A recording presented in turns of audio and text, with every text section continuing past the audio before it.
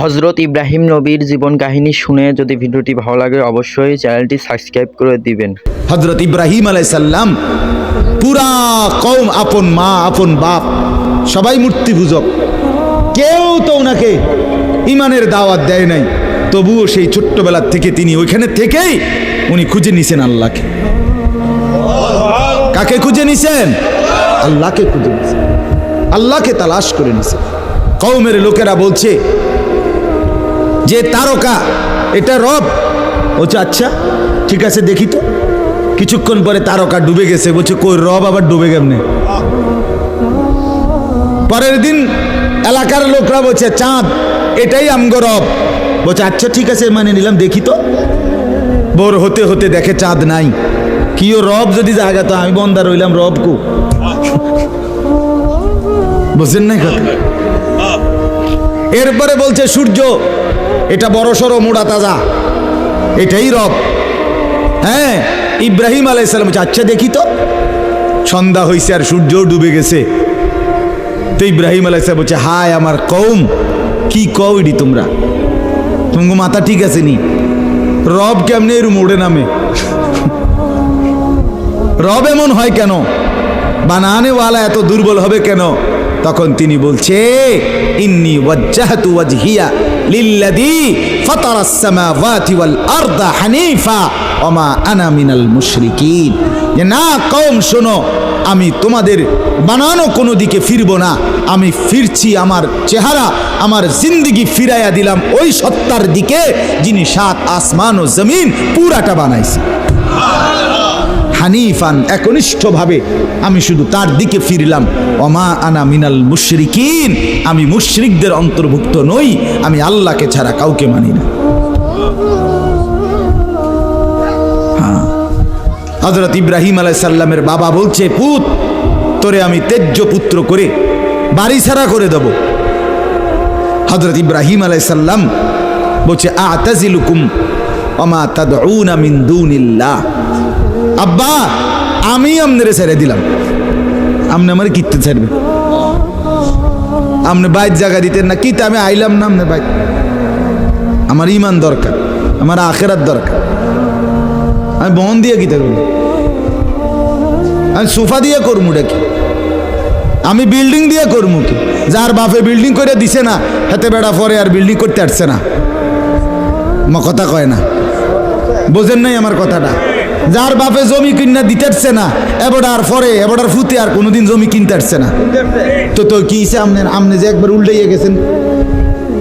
হ্যাঁ আরে ফুত, আমি যদি কদ্দুর কিছু করে দিয়ে যেতাম না পারি, আমি মরলে তারা খাইবো কেমনে? না তারা চিরা খাইবো। আর পরে আপনি 2 বস্তা চিরা কিনে দিয়ে যাই। আপনি মরলে আর কেউ দুনিয়াত কাম করতো না, আপনি একটা কামিলা মূর্তি আছেন শেষ।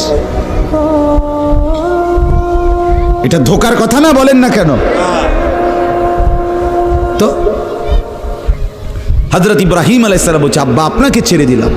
ওয়া মা তাদউনা মিন দুনিল্লাহ, আল্লাহকে বাদ দিয়ে যে আপনি যাকে ডাকেন সেই মূর্তি, আল্লাহকে বাদ দিয়ে যেগুলোকে আপনি ডাকেন বাপ আমি এগুলোকেও ছেড়ে দিলাম।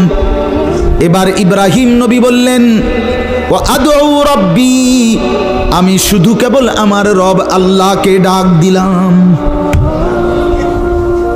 গোটা দুনিয়া ছেড়ে দিলাম বাপ, সংসারও ছেড়ে দিলাম বাপ, আপনি মা বাবার মায়াও ছেড়ে দিলাম।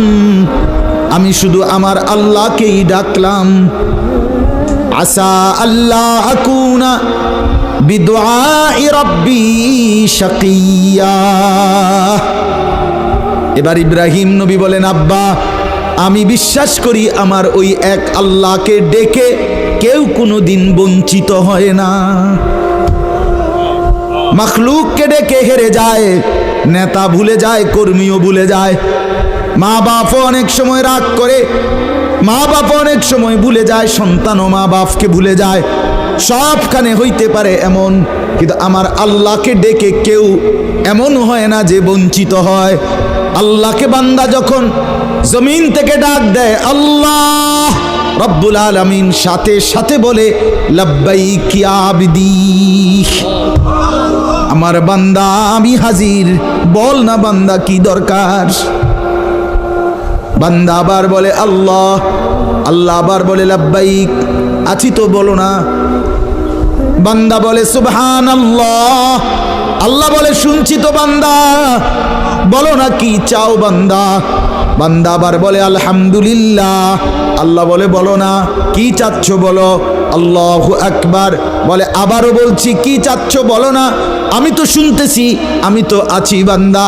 কিন্তু বান্দা যখন শুধু আল্লাহকে ডাকতে থাকে, জিকির করতে থাকে, তাসবিহ পড়তে থাকে, মনের কষ্ট দুঃখ বেদনা চাওয়া পাওয়া কিছুই বলে না, শুধু জিকির করে, শুধু জিকির করে, শুধু আল্লাহকে ডাকে, আল্লাহকে ডাকে। শেষ পর্যন্ত আল্লাহ খুশি হয়ে বলে বান্দা তুই যেহেতু আমাকে ডেকে মজা পাইছো, ঠিক আছে বান্দা তুমি আমাকে ডাকতে থাকো, আমি আল্লাহ তোমাকে দিতে থাকি। কি লাগবে আমি তো জানি, তোর বিবি অসুস্থ আমি কি জানি না, তোর ছেলে বিদেশে অসুবিধায় আছে আমি কি জানি না, কথা বলেন। তোর যে শরীরের সমস্যা আমি কি এটা জানি না, আমি তো সব জানি, কোথায় তোর কোন মুসিবত। আল্লাহর আড়ালে কি কিছু হয়, আল্লাহর গোপনে কি কিছু হয়, তাইলে আল্লাহর ইচ্ছা ছাড়া কি কিছু হয়।